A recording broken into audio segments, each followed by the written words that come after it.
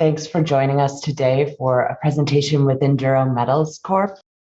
Before we get started, as always, this presentation will contain forward-looking statements. You can find those on the company's presentation on their website. And there will be a Q&A period, so feel free to input your questions in the Q&A box at the bottom. Without that out of the way, I'd like to introduce Enduro Metals. It's the first time that we've had a full presentation by them. So it will include a full overview of the company as well as a discussion of the recent results that they put out earlier this week and the summer exploration program that just concluded. So I'd like to introduce Cole Evans, CEO. Hi, Cole. Hi, Deb. How are you doing? I'm good, thanks. Thanks for joining us. An exciting week for you guys with some interesting news. So I'm sure we'll get to that. Why don't you start with a little bit of background on yourself? Yeah, so I'm an exploration geologist by trade, that's how I put it, and got into the business as a result of that.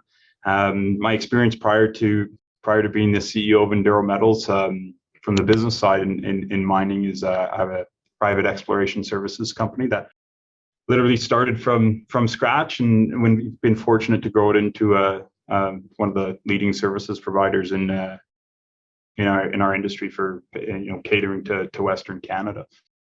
And we got into the Newmont Lake Project as a result of data exercise and saying, geez, this looks like something that's real and something that we can make a significant discovery with.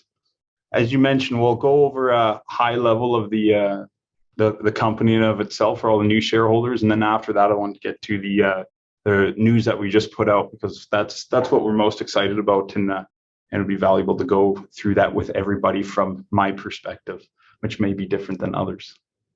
So we won't go through all of these here, but get the high level overview, and then get into our latest stuff. So as Deb mentioned, forward-looking statements, please review these in your own time. A little bit about myself, like we just touched on, and our COO, my partner in this business, Dylan Hunko, also an exploration geologist, and the gentleman that I started our private services company with.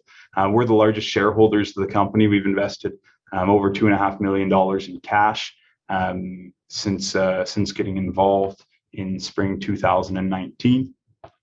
Our second largest shareholder is this gentleman here, who I'm sure most people recognize from this business, Rob McEwen. We're really fortunate to have Rob McEwen's support. He's also invested $2.5 million in cash into the project, and is a big supporter of ours, and we always, of course, appreciate his support. Getting into the project, though, that's the most important part. So we have 600, and that's the option. What we have optioned. Our total land package is about 638 square kilometers, right in the center of the Golden Triangle. So that's this map here up on our top side. This is all Newmont Lake in yellow, and as you can see, and what's really important to understand for later when we talk about our latest results, that we're right down the corridor of where you want to be for porphyry systems in this neck of the woods. So we're centered right in between the KSM Treaty Creek porphyry camp, as well as the Galore Creek porphyry camp to the northwest. Of course, the Golden Triangle, for those of you who aren't familiar, has a wide variety of mineral deposits. With Eskay Creek, which was at its time highest grade gold mine in the world, Snip, Red Chris, which is Newcrest Imperial joint venture up to the northeast, GT or Saddle South, formerly GT Gold, that was just purchased by Newmont earlier this year, would just be further up off the page as well to our north. Getting into the deal that we have a 100% option agreement that we're going to complete in the next few months here with Romeos Gold for 436 square kilometers of the project, and then the remainder we already own 100% outright. They'll maintain 2% NSR that they can buy down, or we can buy down for $4 million to 1%. And all that remains on the option agreement is a 4 million share issuance and a $1 million cash payment. We're fortunate that our project's 100% within the Tahltan Nation. They're partners on this project as well, and we're very fortunate to have the support of the Tahltan Nation, who are some of the leaders with respect to First Nations in Canada with mining. Mining's in their history from a traditional perspective, and also, of course, there's multiple producing mines in their traditional territory. So having their support is critical. to give people who are new to this story an overview of the Golden Triangle in and of itself, it's one of the most prolific mineral districts in the world. We already covered the map a little bit, so I'm not going to talk on it too much, but one of the key things to understand about Newmont Lake now versus in the past is in part infrastructure development. There's been billions of dollars in infrastructure development in recent years, from new provincial highways, power systems, hydroelectric power facility. And if you look at our land package now, where it sits now versus in the 1980s, when there was a small amount of exploration, is you were 75 kilometers from the nearest road, hundreds of kilometers from power. We now literally have a hydroelectric power facility on the southern end of the property. So there's road access down to the southern end and road access to the northern end, along with power in the form of a hydroelectric power plant right on the southern end. So it has a material impact on the mineral economics of the area and why we're looking at it now today. There's a few other points. Receding ice fields is another one that I used to think was a bit of promotional BS until we actually started working on this project. And we could see literally kilometers of ice retreat. And when we talk about the news that we just put out a couple of days ago, shortly here, that is a really important factor to this, because particularly our high grade on surface, that 18 meters of 3% copper equivalent, until a couple of years ago, that would have been covered in ice. I mean, you can see the mineralization from the helicopter. There's no reason people wouldn't have found it in the past. We just happen to be right place, right time. Here's what we just discussed with the hydroelectric facility. Here's our camp as well. So from an infrastructure perspective, we've got a 50-person camp in the center of the property. It's complete with an airstrip. One of the things that we're developing this year is winter road access that we'll be able to get to our main drilling projects via winter road, which snows. For people who aren't used to ice and snow, it can seem intimidating, but from our perspective, it's one of the best, building materials you can get, because if it's free and you have virtually unlimited quantities of it. And one of the nice things about working in British Columbia is there's no permitting requirements with respect to construction with snow and ice. So we're able to build what we need to in a relatively short period of time, and no permitting issues in that process. Let's get back into the geology. My favorite part of the project, obviously, being an exploration geologist. So we've got 4 main systems across the property. That's a key thing to understand. As you could see in the maps before, the scale of this project is massive. We break it into 4 distinct systems. That's what we see starting. Important one on the left, our Burgundy 72, our alkalic porphyry. We're going to talk about more of that later. Our McLymont Fault, this is our high grade, epithermal skarn gold. We'll talk about that as well. And then our Cuba Chachi area. This is the area we know the least about, but we drilled for the first time. No one had ever drilled this area before, literally in history, but we drilled for the first time this year. We'll talk about it as we get to it. But key to understand, 4 distinct systems, all with different metal focuses, but you can consistently see gold and in particular copper through the entire project. With that, this is a long presentation, so we're going to skip through right to the best stuff, and lots of this is up to date. So what I'm going to do is go straight into the most important thing, which is our press release that we put out just a couple days ago. And this touches in on our Burgundy system. So this is on the western portion of the property. And this is our alkalic porphyry target. And what we feel is the most important for the project of those 4 from a long-term shareholder value perspective. We're big on copper. We really like copper. We like gold as well, but when we look at from a market perspective, obviously in the near term, but more importantly in the long term, copper is king. And most investors understand the demand side of the copper story, but one that fewer investors understand is the supply side and the significant problems with the supply side when we look across the world in the copper business. And not only is that factored in on lead times of developing copper projects, but just the availability of good copper projects in safe jurisdictions. It's very, very difficult to find.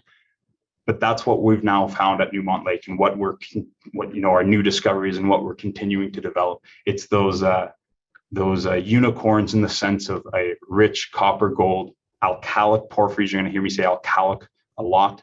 That's an important thing. And it's in the center, like as I mentioned before, between two of the most important porphyry camps in British Columbia.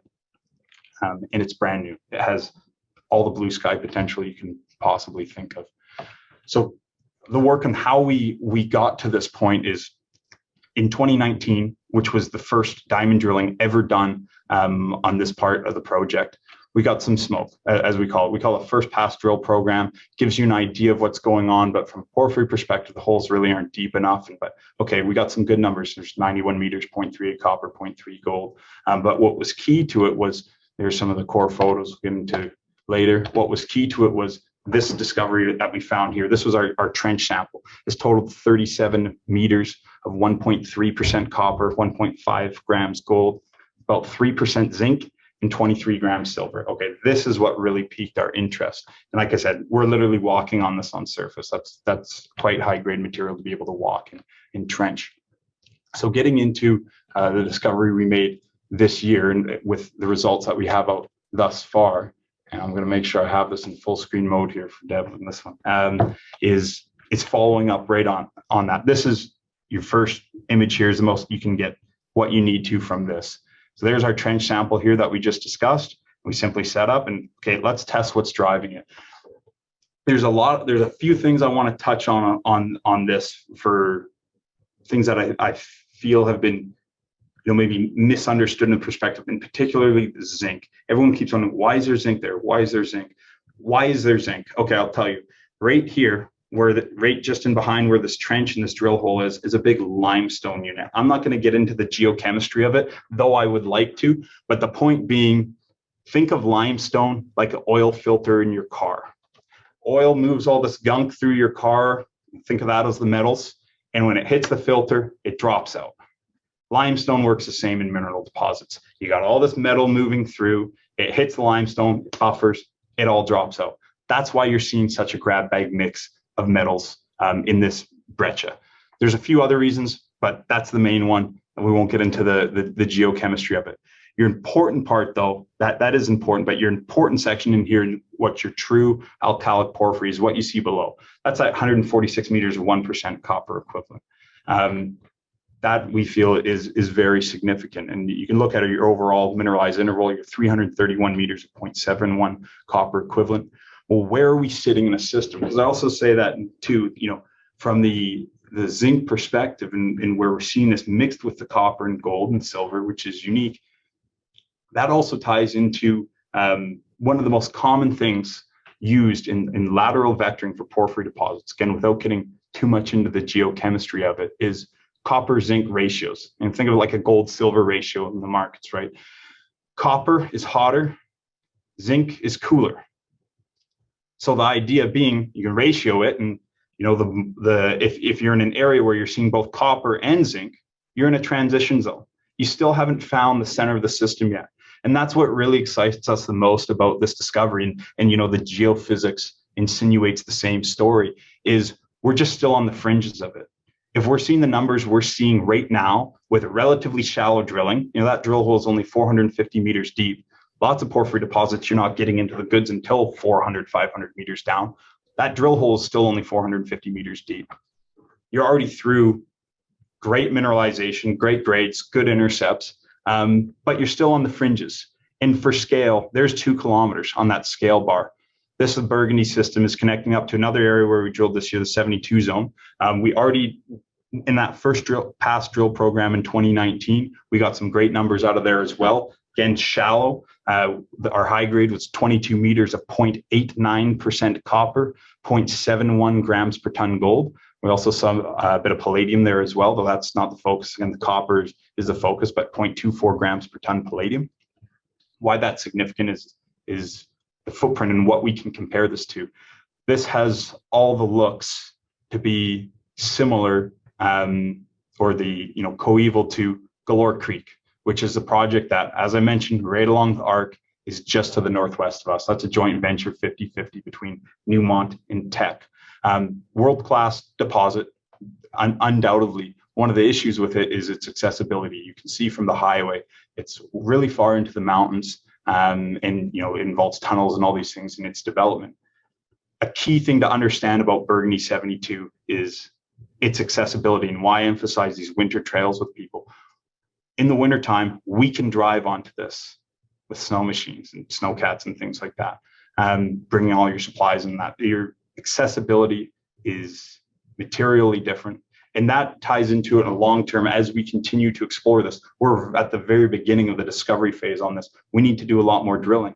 Well, as people know, just looking for porphyries is expensive. So we need to be able to drive our costs down as much as possible. And this will be material in accomplishing that. Like, getting back to the science side of it, and what's most important is the footprint of this system is nearly 3 kilometers in length. As you can see from where we sampled thus far, all these little red triangles people might not have picked out, those are all rock samples on surface greater than 1% copper. And you're seeing the same thing over here. So our system is got scale to be a top tier deposit. We're starting to see the numbers that are comparable to top tier deposit. It's of the right age compared to our neighbors. It's centered in the right location. Or as I summarize it, it looks like a duck, it quacks like a duck, it flies like a duck, and it's sitting in the middle of a swamp. Use your judgment as to what it might be. But of course, we still have a lot more drilling to do, a lot more work to do to show that size, show that scale, show that grade. But we feel, for being right on the outer edges of the system, that that we're really proud of the numbers that we've put out, and think this will be the next big porphyry discovery for British Columbia. Deb, with that, hopefully that gives everybody a bit of an overview of what the company's doing and what our latest press results are. The other one thing I'm going to touch on, just because we're going to have more results coming out as well, is our high grade gold, and for our shareholders that for follow-up on the 8.85 meters of an ounce that we drilled last year, this McLymont Fault area. So this is the next one over to the east of the area we were just talking about. This is where the historic work was done back in the 1980s, as we were talking about before. And full screen this, from 1987 to 1990, there was historic drilling in this area. See if we can get a zoom out of where this is. So Burgundy is just going to be off to our left. Here's the McLymont Fault right along here. The power plant we were discussing earlier is just down at the bottom of this creek here. So we're looking at this gold dotted line along here, and the northwest zone was the historic area where they drilled. Coming back into here, some pretty spectacular numbers back then. But part of one of the problems was and we're fortunate to just have the technology today to be able to look at things, is they couldn't put things into 3D space. There was also a different claim owner where the deposit looked like it cut off. This was a different claim owner, so you weren't able to continue all these different things. So what did we do? Well, in 2019, like I said, when we were doing our first pass figuring these things out, we drilled 188 meters of just over a gram gold. That included a meter 77 grams, but more importantly, that 44 meters of 4 grams gold. We recognized 3 things. There's 3 mineralization styles. Back in the day, they were only focused on the one. It doesn't take a geologist to see rock coming out of the ground that looks like that and say, that's probably important. So what did we do? We put everything into a modern context, created the first lithological models, geophysical models, all these different things. And we noticed that, okay, mineralization here is plunging down into the hill along this white line. I'll just summarize it at that. All these short lines where it's the historic work that was being done. In these blobs here is the gold interpolance of where the deposit's sitting. Well, you can see that sort of cuts off where these IP lines going into the ground start diverging away from our white line. So yeah, it's going to look like the deposit stopped. We went out aggressive. Again, we're looking for big deposits here. And we did much deeper lines, which they didn't have the luxury of doing back then. And we started picking up the same signature well beyond where the deposit was supposed to be cut off. So right around where this P sits is the next slide that I'm going to show you. That's where we managed to drill 8.85 meters of an ounce gold in this whole mine here. That was of this really different mineralization style and what we think is actually going on here. This area was largely historically looked at as a skarn, with some observations of other mineralization going on here. But as we look at it today, we think it's actually a vein system that just happens to be intersecting limestone, creating the skarn horizon. And this is the much bigger story. And that's, there's some pretty spectacular numbers in here. This is a big quartz carbonate vein where you can see the pyrite and chalcopyrite with it. That's giving us our copper numbers. But if we were to see it in person, you can just see fine flecks of visible gold all through it. 8 samples here, all over half an ounce. So we've got more drilling in this area for 2021 that we're going to be getting out. That was follow up to this, which we'll be excited to release, as well as the first pass drilling that we did in the Chachi Havana area. That's the stuff furthest to the east. Just to give our shareholders an update of what's coming down the pipeline, along with, of course, the drilling or the continued drilling we did along the Burgundy 72 trend. Well, Deb, with that, I'll be happy to answer any questions people might have. Hopefully that gives everyone a brief overview of what the company's about and what our results mean to us that we just put out in the last couple of days. Yeah, for sure. I actually was curious, and you sort of touched on Chachi, but maybe you can talk about Cuba and Chachi and if you did any work there this summer. Yeah, absolutely. So, I'm just going to click down to it. Okay, so the Chachi Cuba area here's where our exploration camp is. It's right close by. Again, when you're talking the Golden Triangle, access is key to what you're trying to develop. And this was back in our 2019 season. Why we said 2020 seemed to have a gap, of course, was with COVID. We only got out there for a couple months. That's when we drilled our 8.85 meters of an ounce. So hence why it seems like a lot of our foundation work we did was in 2019, when we're trying to figure out, okay, what's going on this property and look at it for the first time in a large systematic scale. This was one of the new discoveries we made. This is the Chachi Central Zone, this large IP feature here. Again, we're looking for elephants, being that we're in elephant country in the center of the Golden Triangle. There's 1,000 meters for scale. There's your inversion sections. But what was interesting about this is we were finding, I want to find photos, there it is, these crackle breccias, significant grade, if we go back in here, multi% copper, significant silver in with it as well. And then we started looking at the greater area. Beyond that, there's a whole bunch of geological textures that are important for those who know boiling textures and epithermal systems. This is about as textbook as it gets. We started finding high-grade nickel and cobalt, all these different things. What's going on here? Nobody ever drilled this before. It's brand new, right along this major structure. What's going on? Well, and it ties another important aspect of it, and I take this from one of my old bosses who we always used to joke. He'd say how rusty rock and infrastructure, that was his line, and there's sometimes there's a lot of truth to that, and that's exactly what Chachi represents. So we took this photo, and sometimes you just got a big multi-kilometer gossan on the side of the hill, and you start seeing some good numbers right in the center of it. Okay, well, what caused that? What's going on here? Unfortunately, there's not, because we don't have our drill results back from it yet, there's not a whole lot of context I can add other than the drilling that was done. So we drilled our targets in here. Unfortunately, I can't talk about the mineralization or anything like that, but I'll talk about this other system right beside the Chachi Central Zone that we found as well, that we call Havana. This is actually, from a silver perspective, the largest anomaly on the property, as well as for the trace elements that go into silver. But what we started to see is there's this big resistive ridge. It's only about 1,200 meters away. And you're getting, a pink dot there is 1.5 grams silver in the soil. So that's a very distinct anomaly. But then we started to find veins coming out of there as well. Here's an example of the first one we actually found, is the 854 grams silver, 5.3% copper with some lead and zinc in there as well. And we consider our most conservative field geologist out there to see, okay, was that high graded or is that something real? And he actually came back with the better number, which we were shocked by. So we're like, okay, it's something real. That's where we get the 1,200 grams silver with 4.5% copper. So we did some geophysical work over it as well.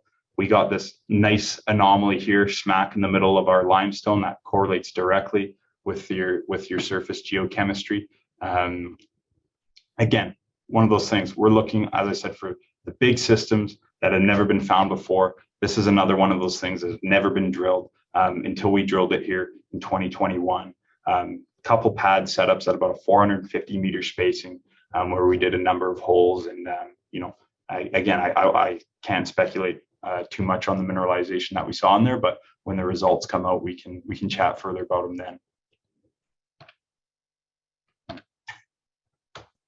that give you a bit of an overview, Deb? Yeah, I know it's vague. Good. Oh, no, it's good. I have a lot of questions coming in, so I'm going to try and keep them thematic. Let's start with your drill program. So you'd plan to do 10,000 meters, is that correct?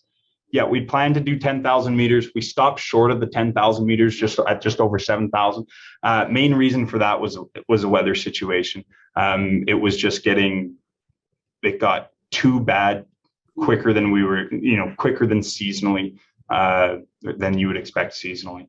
Water lines freezing up. You got to remember when we were drilling at Burgundy, we have an 8,000 foot water line set up. So when things start freezing, it's a lot to deal with. So you can keep going, but your cost per meter just starts skyrocketing. We want to make every dollar count. So we stopped a couple thousand meters short of where we wanted to, but then with the idea that, okay, going back in with our winter roads to get all our, fuel supplies restocked, all our materials in, we'll be able to start our season, even months earlier than we started this year, which was the earliest that we'd ever started on the program. And not only be able to just continue those last couple thousand meters, but now go back with an even bigger program now that we have our discovery hole at Burgundy. Got it. Okay, so if one would assume you're a bit under budget then for the year, and how does that leave your treasury? Yeah, so right now we're sitting about 1.6 million in cash. We'll have another 500,000 come in with METC credits in November, and then we still got to make our claim for the 2021 season. So call that, be conservative, another 500,000 coming in there. What we want to be cognizant of though is we have a $1 million cash payment coming up in February to complete the 100% of our option agreement. But we have more, a few $1 million and more. I think I have, myself personally, I think I got 700 some odd thousand dollars worth of warrants that are into the money now that will start being exercised and things like that to help keep cash topped up.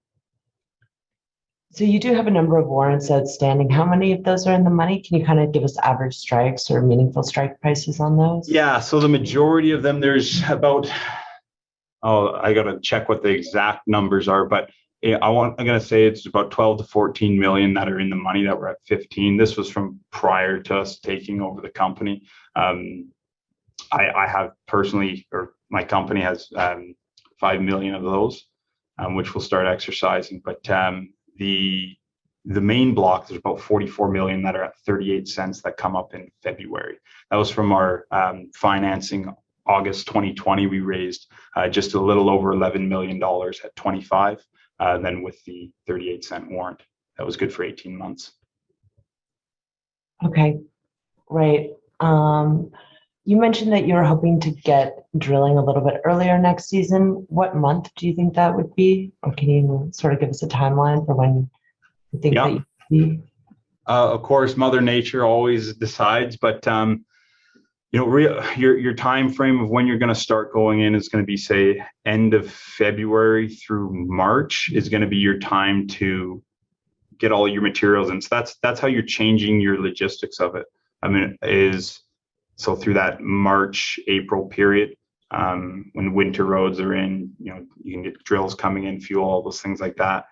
Again, it's up to Mother Nature. I can't give you an exact time frame, but hopefully somewhere in that April time, a couple months earlier than we were this year, two and a half months earlier than we were this year. Okay. Since I'm already down this track, I do want to go back and talk about what's pending and what you did this summer, but what's your next 12-month plan and how much do you anticipate that it would cost? Yeah, so we don't have an exploration plan out yet for what our next 12 months are going to be, mainly because we just got back from the field a couple of weeks ago, and we're still got results that have to come out. So we'll make that exact call and communicate to everyone what it will be once we have all our results back. But just telling you from a high level of what we or what we believe would be, it's our Burgundy 72 system. We need to ramp up with a proper size drill program to give it justice. It needs to be, not 5,000 meters, not 10,000 meters. You need to be doing a serious program on this, based on what we're seeing in the results that we've shown to the market, that there's undoubtedly an alkalic porphyry there. So that's going to be the main focus, and that's an important thing to touch on with Enduro. From a growth perspective, our transition, a lot of what we've talked about here has been, okay, a little bit of knowledge here, there, everywhere. We need to start transitioning from knowing a little about a lot to a lot about a little. And that's what's going to move these portions of the project down the line. 2021 for us was about figuring out what we think is, what stands out in really the shortest amount of time as, okay, this is something that we can run with, and it has a real legitimate shot of being that large copper gold porphyry that we are here to discover, and what we believe is going to bring the most value to our shareholders. Okay. So yeah, to summarize that again, focus Burgundy 72. We got to upscale the drill programs.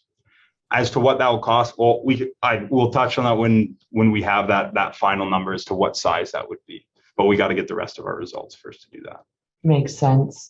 So let's talk about the rest of those results. So you told us how many meters were drilled. How many holes does that equal? How many holes does that equal? Let me quickly count here. Approximately. Approximately 20. Approximately Okay. 20 holes. Our deepest hole is about 600 meters. That's coming over that's over at Burgundy, further along the trend, about 2 kilometers away from where the drill hole we put out was. And we're essentially now working our way in as the snow and ice is melting in the centers. We got multiple locations. I mean, not to be super nerdy, but I literally got the rocks sitting, some of them right here. We've been slabbing.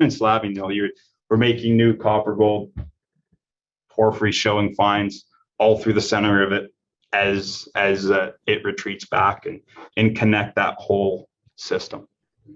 Okay. And so we did have a question on the visuals. So based on the visuals of those drill cores, could you comment a little? I know you're restricted till you put the news out, but you did just flash a piece of core, so I thought I'd ask. Oh, no, this is just a surface rock sample. Oh, surface. Okay. Yeah, no. Unfortunately, from the drill hole perspective, I can't make any comments with respect to that.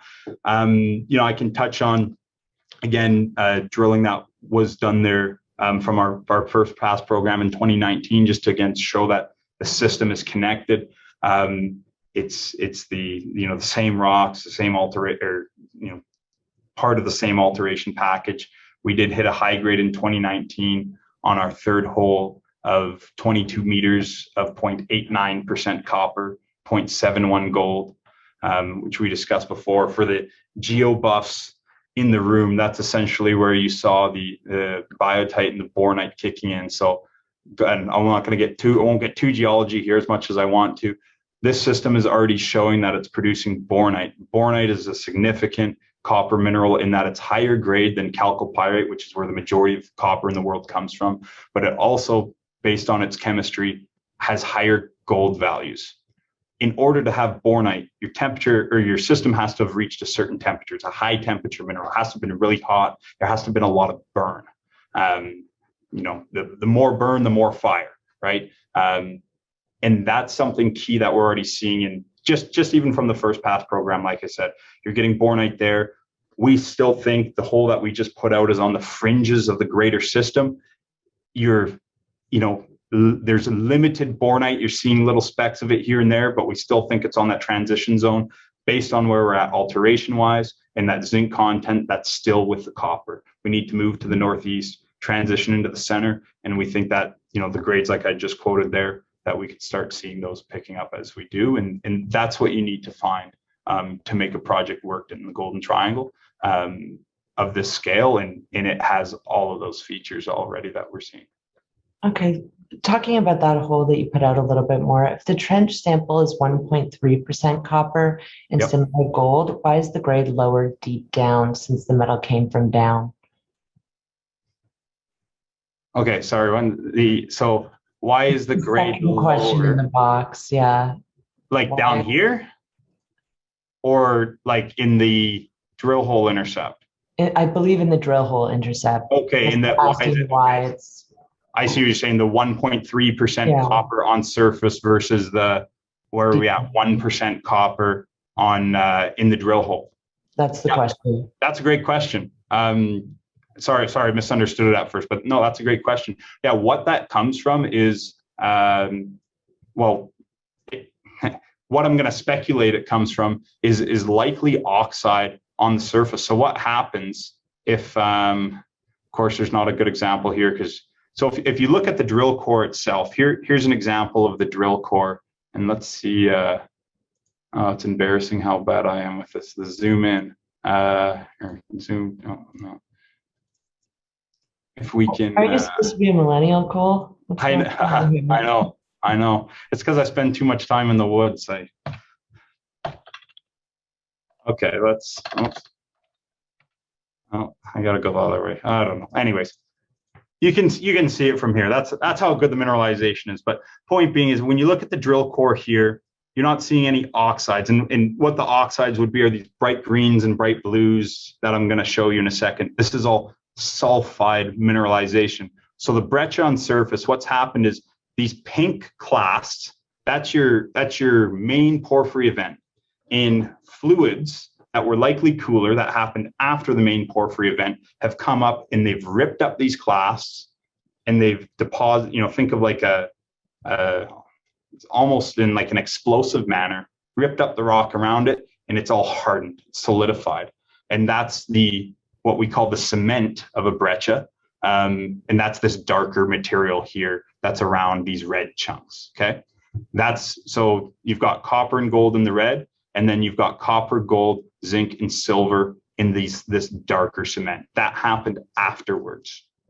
Why you're seeing different numbers in comparison is if we were to look at a photo, just trying to think of my office here if I got a good example of what happened. Think of the copper pipes in your house. Copper, zinc, any of these base metals will oxidize as they're exposed to the surface. No different than the copper pipes in your house. If go check out an old hot water heater, it's going to have a greeny tinge on the copper pipes. Rocks that have high grade copper are going to do the same thing. That oxide is actually higher grade than the sulfide because it's essentially been concentrated by the water that's caused it. So oxide's got higher grade copper. You're going to have a layer of that oxide when you're on the surface. That's going to kick the numbers up a little bit compared to when you're into the pure sulfide that's right below it. Makes sense. It's like the Fairmont buildings that always exactly another great example. Fairmont buildings, legislature or parliament in Ottawa, same idea. Maybe that's what I was thinking of. Anyway, going back to just the results that you're waiting on. So You said 20 holes. Can you kind of tell us which of the 4 target areas? Like, can you tell us how many holes you drilled on the 4 regions? Yeah, so about half of those holes are going to be your Burgundy system. And then you've got 5 drill holes Chachi, 5 drill holes Havana. So broken up into, excuse me, what am I saying? We actually had more holes. And then we've got 4 holes at McLymont, three or 4 holes at McLymont, following up on our high grade gold. That's what we got done at the end of the season. So as I mentioned, when the weather started coming and freezing everything up, we dropped down to a lower elevation, followed up on our high grade stuff, which were, and okay. And the hole that you put out on Monday, when did you drill that? How long did you wait for the results? I guess it's another way. How long did we wait for these results? These ones we were I'm trying to think of the exact timing. It was over a month ago. we were, contemplating on, because you get a couple rushes, of course, everybody knows, right? And we were contemplating, okay, what we wanted to go with for a rush, and then just ended up deciding on this one. Again, being focused on it, alkalic porphyry discovery that nobody's ever drilled before. Are you, what kind of lab turnaround times are you expecting on the rest of the results? Like, when can we expect news flow? Yeah, good question. Hard to give an exact number to. As we discussed in the bottom of the press release, it's going to be better than the turnaround time last year. The turnaround time last year was ridiculous, right? I think some of those results ended up being 6 months or something like that. It's not going to be that long, I can tell you.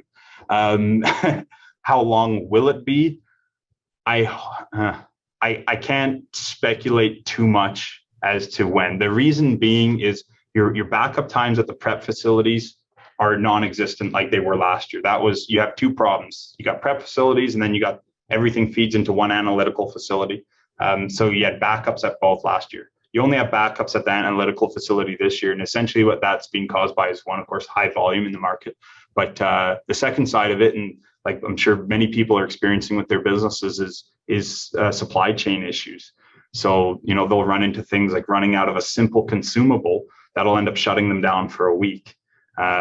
So that's where that X factor in the time frame is hard to give an exact number to, but hopefully I'd say by the end of January, as opposed to the end of April or beginning of May when we got it last year.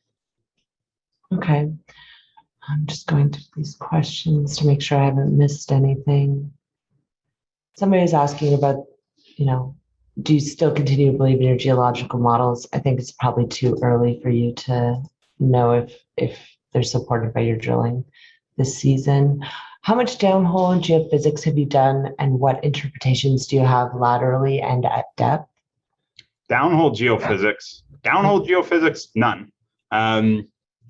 Typically, they might be referring to EM, there's a number of different downhole techniques, but yeah, for this, we haven't done any downhole geophysics. And sorry, the second part of the question was lateral vectoring. Sorry, I'm gonna have to go back because I deleted it. And what interpretations do you have laterally and at depth? Maybe they're talking about your special way of vectoring in on targets. I'm not sure. With like hyperspectroscopy. Yeah, okay. That would be my guess rather than geophysics. And whoever put that question in, if you want to put in a follow-up or clarification, I'll ask it. Yeah, no, yeah. So that, sorry, from downhole, none. From a vectoring perspective, what do we use? Alteration, of course, in porphyries, that's the number one thing. Knowing your alteration assemblages, and that's something that we got a lot of help with this year with Alan Wilson, who we hired as a consultant and was up on the prop. For those of you who don't know who Alan Wilson is, I would consider him to be one of the most well-respected alkalic porphyry geologists in the world. So he was up on site with us, and it really helped us narrow in on those our alteration assemblages, what to look for in the thermal vectors that we can get from that. So using that, you're using hyperspectroscopy. We're using sulfide zonation, trace element geochemistry, the geophysics that we've shown, the TMI airborne magnetics. That's more just outlining your general batholith. So that's your high level look. Of course, that's not fine detailing for vectoring, but we'll go back through this winter, because we can do it when the snow is still covering the ground, is a finer scale airborne survey, magnetic survey, but with a drone that essentially equates to the same as if you were going to do it from the ground mag perspective. Got it. And somebody asked if this webinar is going to be available, and it will be on the Adelaide Capital YouTube channel, and we'll post it on social media for Enduro too, if anyone wants a replay. And then most of the remaining questions are about strategy. I had one on, I think you gave the timeline for the Winter Road to be fully usable, but I can't recall what it is. Yeah, you're talking, within the first couple months of 2022. Essentially, you need to let the base build up, pack itself in, and then March is your critical time. And this first hole at Burgundy, did it meet or exceed your expectations? That's a great question. Never really thought about that. There was more gold in it than I thought there was going to be. Of course, when we're looking at, from a base metal perspective, you can, geologists logging the core, you can get a fairly good idea of where your base metals are going to be at based on your visual observations. Precious metals, you don't necessarily know.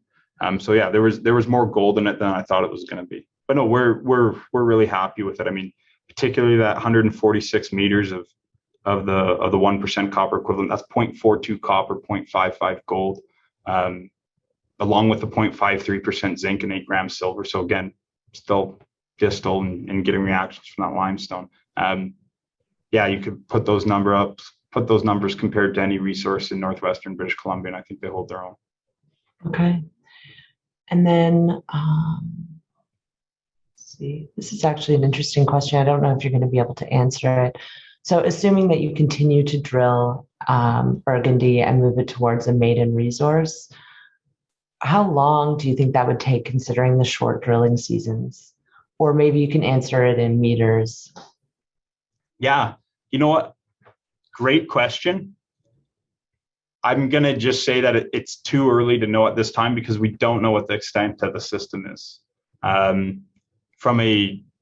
to answer from their drill season perspective, that's why we need, no different than how we don't need to reinvent the wheel here. We got to just look at how, okay, we talked about these other big porphyries around us that have been discovered. How did they do it? Same things we're doing. There's been a winter road up to the Bruce Jack KSM area since the 1980s. Of course, Bruce Jack still, even to this day, operates 13 kilometers on the ice year round. Same sort of strategies. In doing so, we drastically extend our drilling season for that area. In fact, we double it.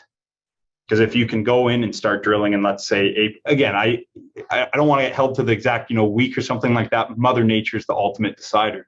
But if you're talking about, end of April, beginning of May, okay, well, now you've got a good chunk of time, and you just got to go at it with more drills, heavy, hard, no different than it's been done elsewhere.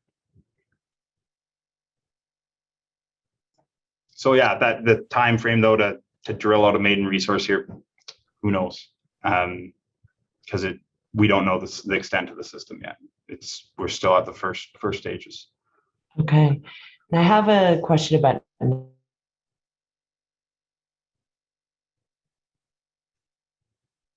Oh, sorry there, Deb. You froze. Did I cut out? Sorry. The actual question was, what are the next steps you have planned to advance Enduro Metals? Yeah, so I'm assuming they're talking about in a long-term perspective or longer. I would think so. I want to talk about short term, but we can get to that. Okay. Yeah. So from a short-term perspective, I think the number one thing that we're not doing well right now is getting our message out there. And part of why we're on with you today, right? This is our first our in-depth talk is getting our story out there. I thought the market reaction to this news wasn't what I was expecting. And again, a part of that goes into we have to get our story out there. If we look back to when Enduro Metals formed, I became CEO of the company that we ended up cleaning up back in January 2020. Well, within 6 weeks of that, the world was locked down for COVID, right? So how new this story is to everybody, not only to your listeners, it's our first time talking. We've never even been able to go to an investor show in person yet.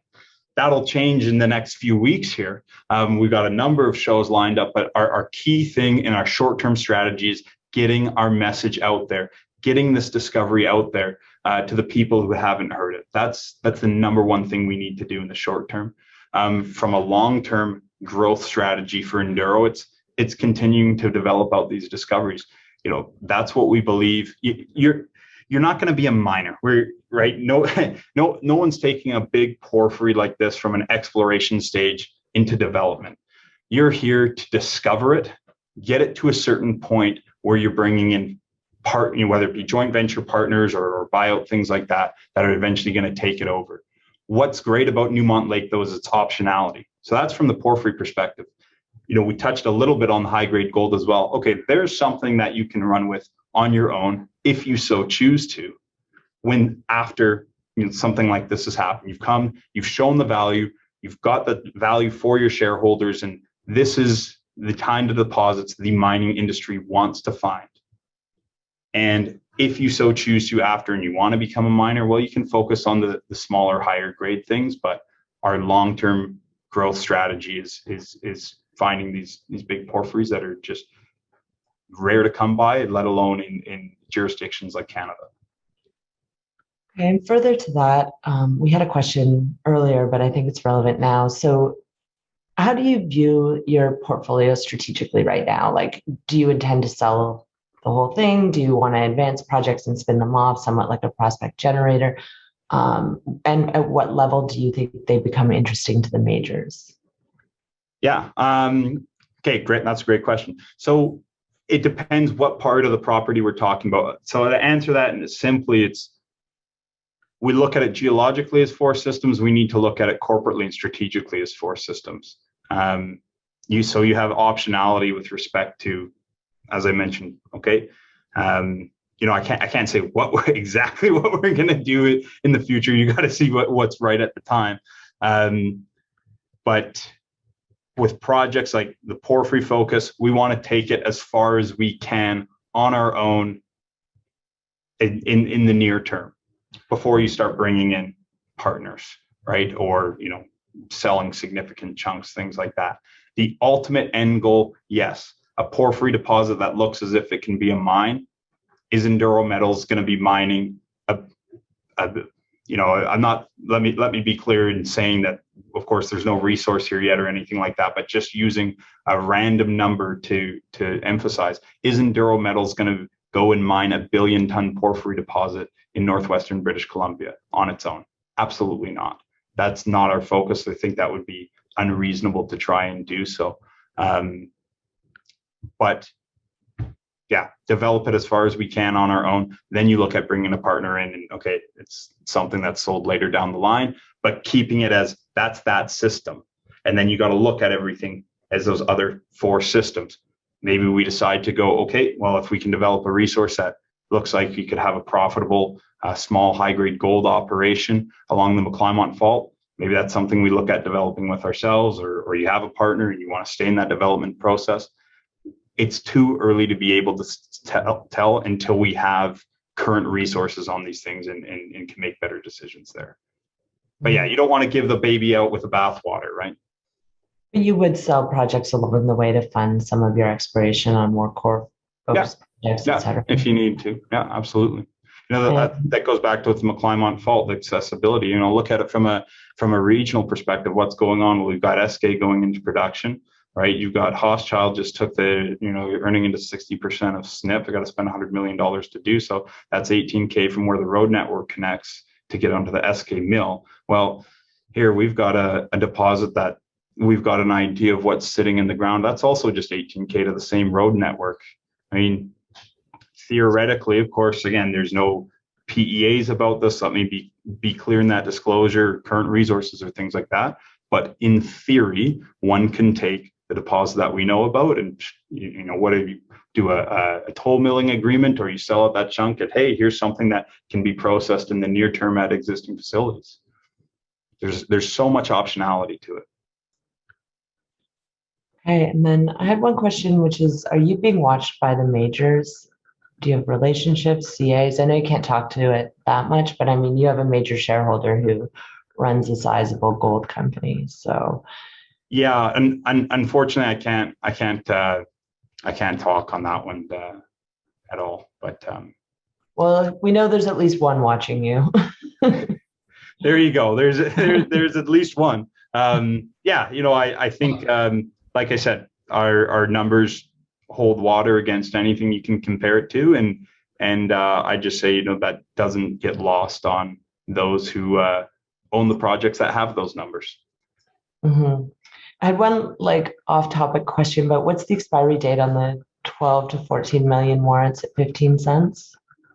Oh, the exact expiry date would be December 2024. They're long ones. the majority of those have been exercised that were issued. That was prior to us getting involved with the company. Okay.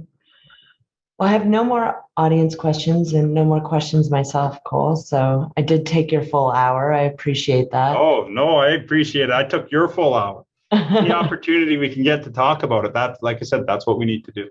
That's what I wanted to come back to, which is you have been really quiet for the last little while. You've been at site. I think this really is your first event. I think you've got a few interviews lined up. You've got a big road show lined up, going to a bunch of conferences. So from my perspective, I mean, the stock's almost at a 52-week high. You put out your first round of results. You got a ton more news flow coming this fall and a marketing push. Like, I think it's an interesting time to be looking at purchasing shares. And full disclosure, I'm going to buy some tomorrow. I'll let everyone else front run me today, but I think given your news flow, like as long as the overall metals markets have a bit of a bid this fall, like I think it's an interesting opportunity. So thanks for presenting. Thanks for choosing to do it here first too. Appreciate it, Deborah. Hey, no, thank you. The squeaky wheel gets oiled. Kudos to you and your team, and hats off to you and for all the people who follow you. You're top of the line professional. Well, thanks. And if anyone has any follow-up questions, feel free to reach out to me. I'll get those answered for you. So thanks. Have a good afternoon, everyone. Thanks for participating. Thank you.